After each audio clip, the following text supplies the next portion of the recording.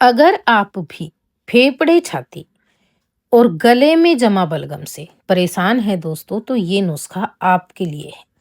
आप इस नुस्खे को सिर्फ 3 दिन बनाकर ले लेना। आपका जितना भी कफ या बलगम फेफड़े, छाती और गले में जमा है, वो बिल्कुल सॉफ्ट होकर पूरा बाहर निकल जाएगा दोस्तों। अगर आपको ये समस्या अभी-अभी हुई है, जैसे सर्दी खांसी आजकल बहुत हो रही है सभी को, सर्दी खांसी की दवा लेते हैं तो जो है ना कफ अंदर ही जमा रह जाता है दोस्तों। सर्दी तो ठीक हो जाती है, जुकाम भी ठीक हो जाता है, लेकिन कफ जो है ना अंदर जमा होकर धीरे-धीरे सूख जाता है और वो करता है हमें बार-बार बीमार। तो अगर किसी को ऐसी समस्या हो रही है, खाँसते समय, छींकते समय छाती में से घर-घर की आवाज़ आती है, वो कफ के कारण आती है। ये नुस्खा आपको बिल्कुल ठीक कर देगा। आप इसे 3 दिन बनाकर आज़मा कर देखना। सबसे पहले हम ये नुस्खा बनाने के लिए ले रहे हैं दोस्तों यहाँ पे गिलोय। गिलोय का आयुर्वेद में भी बहुत ज़्यादा महत्व है दोस्तों, और इसमें जो विटामिन्स होते हैं ना वो भी भरपूर मात्रा में होते हैं। जैसे विटामिन सी और विटामिन ए इसमें पाया जाता है, zinc, calcium, iron, phosphorus, potassium जैसे बहुत सारे पोषक तत्व होते हैं। ये एंटीऑक्सीडेंट से भरपूर होती है। आपकी जो प्रतिरक्षा प्रणाली होती है ना उसको मजबूत बनाती है, और आपकी जितनी भी पुरानी समस्याएं होती है उनसे आपको ये छुटकारा दिलाती है। जैसे कफ, बलगम जो सूख कर चिपक जाता है फेफड़ों में, उसको ये सॉफ्ट करके पूरा बाहर कर देती है दोस्तों। आयरन, कैल्शियम, फास्फोरस, जिंक और पोटेशियम ये भी भरपूर मात्रा में होते हैं। जैसे आपने देखा होगा ना, आयरन की कमी से हमारे शरीर में जो है खून की कमी हो जाती है दोस्तों, तो वो भी नहीं होने देती है। ये धीरे-धीरे करके पूर्ति करती है। ये देखने में एक साधारण सी बेल होती है दोस्तों, लेकिन फ़ायदों से भरपूर होती है, न जाने कितने ही फ़ायदे करती है। तो हमें लेनी है यहाँ पे गिलोय।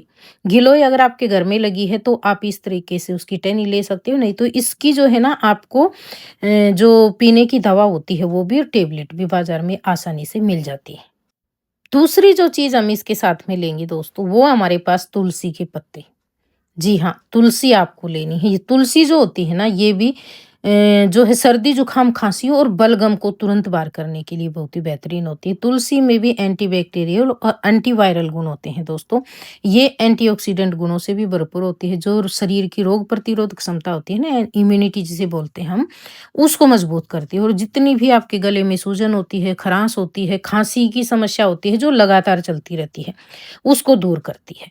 तो इसके साथ में हमें दूसरी चीज़ तुलसी लेनी है। यहाँ पे मैंने मेरे घर में जो है ना गिलोय लगाई हुई है दोस्तों, आपको मैं दिखाऊँगी आगे चल के इसकी बेल। आप गमले में भी आसानी से लगा सकते हो तुलसी के जैसे, और इसे अगर आप आपके घर के गार्डन में लगा देते हैं ना, तो ये बहुत ज़्यादा ग्रो कर जाती है।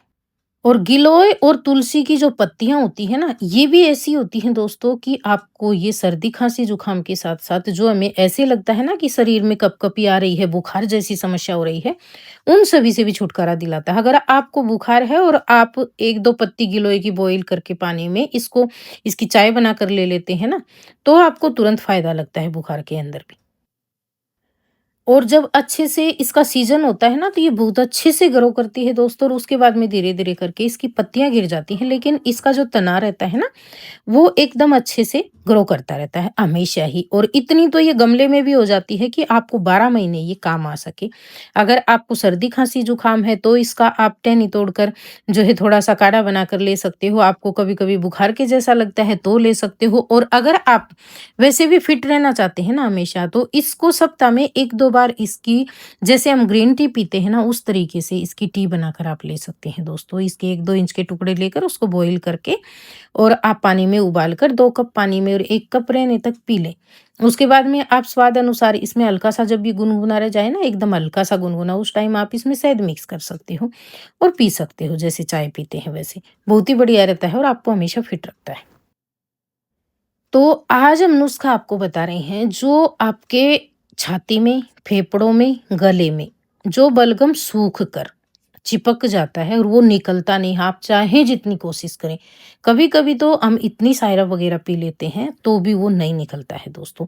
और बहुत जन की समस्या होती है, ये कोई एक आधे जन की समस्या नहीं होती। सर्दी, जुकाम, खाँसी ठीक होने के बाद में बलगम जो है अंदर जमा रह जाता है, और उससे क्या होता है, जब भी हम खाँसते हैं तो अजीब-सी आवाज़ आती है। कभी-कभी बोलते समय भी अचानक से अजीब-सी आवाज़ आती है।